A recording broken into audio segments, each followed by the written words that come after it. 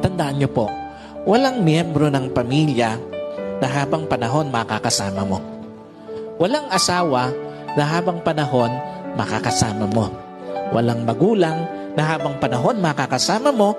Walang anak na habang panahon makakasama mo. And at the same time, wala din namang kapatid na habang panahon makakasama mo. Meron lang itinakdang panahon ang Diyos para makasama sila sa buhay mo. Meron lang itinakdang panahon ng Diyos para ma-enjoy mo yung mga panahon na makakasama sila.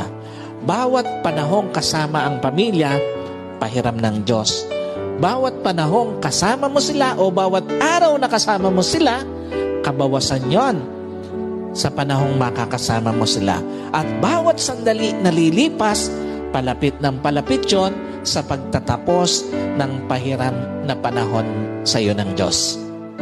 Kaya hindi dapat sinasayang panahon para sa pamilya, lalo na sa pagtataniman ng sama ng loob, lalo na sa pagkakait ng pagpapatawad, at lalong-lalo na sa paggagawa ng yaman. Napakawalang kwenta ng mga bagay na minsan hinahayaan natin na sayangin yung panahon na dapat kasama natin ang pamilya natin. Yuhan. Tao. What is this? Ice cream. Ikaw is... Kamauna mo kuan bay, ha? Ate. What's the sound of the bubble?